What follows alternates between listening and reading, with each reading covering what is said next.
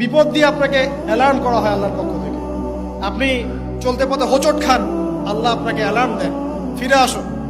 চলছেন বিপথে, আল্লাহ পাক অ্যালার্ম দেন, ফিরে আসো। আল্লাহ পাকের পক্ষ থেকে কিন্তু এগুলো আসে।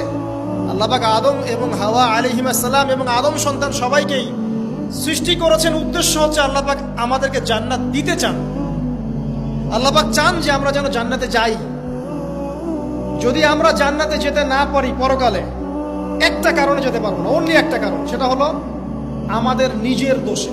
একটা কারণ, যারা জাহান্নামে যাবে মানুষ এবং জিনদের মধ্যে, নিঃসন্দেহে মহাবিশ্বে তারা ছাড়া জাহান্নামে যাওয়ার উপযুক্ত কেউ ছিল না।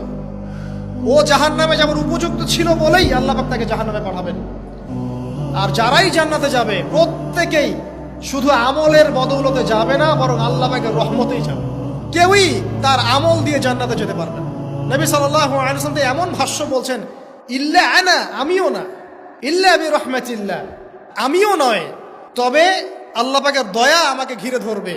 আল্লাহ পাকের রহমত যাদের উপরে বর্ষিত হবে তারাই জান্নাতে যাবে ইনশাআল্লাহ। কে আমল দিয়ে যেতে পারবে।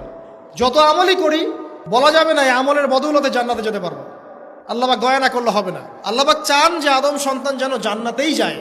এই কারণেই সৃষ্টি করা, এই কারণেই আপনার ওহীভিত্তিক গ্রন্থগুলো পাঠানো, এই কারণে নবী রাসূল পাঠানো, আলেম ওলামা সৃষ্টি করা, মানুষকে সতর্ক করা, হায়াত দেয়া, বারংবার জীবনে চলতে ফিরতে আপনাকে অ্যালার্ম করা হয়, আল্লাহর পথে ফিরে আসেন, আল্লাহর পথে ফিরে আসেন।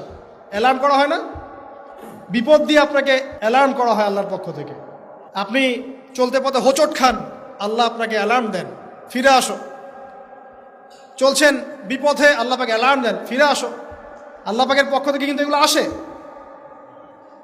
অদ্ভুত একটা হাদিস বললাম, অদ্ভুত বলতে বলছি অ্যামেজিং হাদিস, যে একজন সাহাবী বলছেন, সালমান রাদিয়াল্লাহু আনহু, তিনি বলছেন যে যখন মুমিনের উপর বিপদ আপদ বালা মুসিবত আসে, তখন মুমিনের এই বিপদ আপদ বালা মুসিবত রোগ শোকের বদৌলতে আল্লাহ পাক তার গুনাহগুলোকে মাফ করে দেন এবং তার মর্যাদাকে বাড়িয়ে দেন, এবং সে আল্লাহর দিকে ফিরে আসার অনুশোচনা করার সুযোগ পায়। আর যখন কাফের মুশরিক বা ফাসিক মানুষকে এইসব রোগ ব্যাধি বিপদ আপদ বালা মুসিবত ঘিরে ধরে, তার দৃষ্টান্ত সেই উটের ন্যায় যে উটটাকে তার মালিক বেঁধে রেখেছে, এরপর ছেড়ে দিয়েছে।